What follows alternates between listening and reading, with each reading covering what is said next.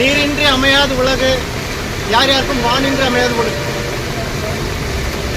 மலையிலிருந்து வர நீர், இந்த நீர் இல்லைன்னா அந்த நாட்டில் ஒழுக்கமே இருக்காதுன்னு நம்ம வள்ளுவர் சொல்லியிருக்காரு.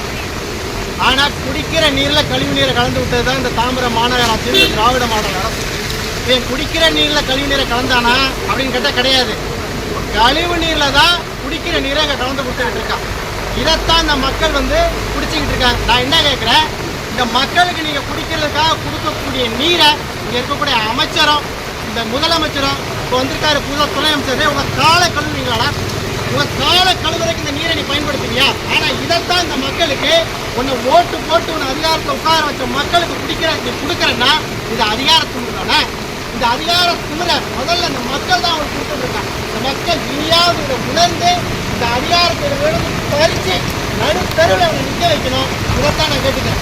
தனி ஒரு மனிதனுக்கு உணவுன்னா ஜெகத்தை அழிச்சிடணும்னு சொல்லி நம்ம பாட்டன் பாரதி பாடியிருக்கான். ஆனால் இங்கே மக்களுக்கு குடிக்கிறதுக்கு தூய குடிநீர் இல்லை. இதுக்கு நம்ம இந்த ஜெகத்தெல்லாம் அழிக்க வேண்டாம். திமுகவில் இருக்கக்கூடிய ஒரு ஜெகத்தையும் ராம அன்பரசையும் இந்த கருணாநிதியும் ஒழிச்சா இங்கே இருக்க மக்களுக்கு நல்ல குடிநீர் கிடைக்கும்.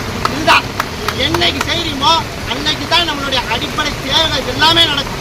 குடிதலி கோலோச்சும் மாநில மன்னன் அடிதலி நிற்கும் உலகு, இது குறள். என்ன அர்த்தம்? ஒரு மன்னன் ஒரு நல்லாட்சி கொடுத்தானா அவனை சுற்றி அந்த மக்கள் அவனை எப்போவுமே அரவணைச்சு நிற்பாங்க, இது குறள். ஆனால் திராவிட மாடல் இந்த குறள் என்ன விளக்கம் தெரியுமா? குடிகாரனுக்கு குடியை ஊற்றி கொடுத்து எப்போ அவனை நம்ம நாய்க்குட்டி மாதிரி காலை சுற்றியாக உட்கார வச்சுட்டோன்னு அவன் நம்ம கால்களே கிடப்பான், அடிமையாக கிடப்பான். நமக்கு ஓட்டு போட்டு நம்மளை அதிகாரத்தை வச்சிருவான்னு சொல்லிட்டுனா குடிக்க வச்சு கெடுக்கிறது இந்த திராவிட மாடல் அரசு. கள்ளக்குறிச்சியில் செத்த மக்களுக்கு 63 பேர் கள்ளக்குறிச்சியில் கள்ள சாராயம் குடிச்சு செத்தான், மதத்தட்டு செத்தான். எவனா தியாகம் பண்ணலை. ஆனால் தியாகி மாதிரி இங்கே இருக்கக்கூடிய அமைச்சர்லாம் அணிவகுத்து நிற்கிறான். துணை முதல்வர் போறாரு, 10 லட்சம் கொடுக்கின்றாரு. நீ கொடுத்த தண்ணியால் 3 பேர் செத்துருக்கா, 30 பேர் பாதிச்சிருக்காண்டா.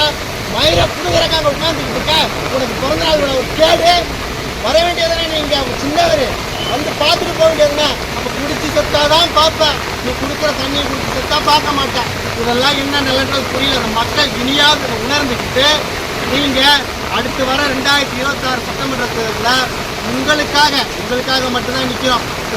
ஆனால் கூட போராடுறது எங்களுக்குன்னு வேறு வேலை இல்லாமல் அந்த மலையில் போராட நிற்கிறோம். அன்பு உறவுகளே, பொழுதுபோக்குக்காக போராடி நிற்கிறோம். நாளை உங்களுடைய பொழுது போய்விடக்கூடாதுன்றதுக்காகத்தான் இந்த போராட்ட களத்தில் அந்த கொற்ற மலையில் நாங்கள் நிற்கிறோம்.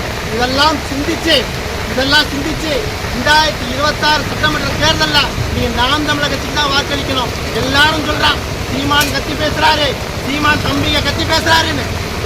விசில் அடித்தா முடிஞ்சுதான் வாயில வச்சுக்கிட்டு விசில் அடிக்கலாம் பிபின்னு முதுறோம். ஒரு சங்கு முழங்கணும்னா காற்று அடிநாள் சத்தமாக எடுத்து கூட்டாங்க தான் முழங்கணும். அதை போல சங்கு தான் நாம் தமிழர் கட்சி பிள்ளைகள். நன்றி, வணக்கம்.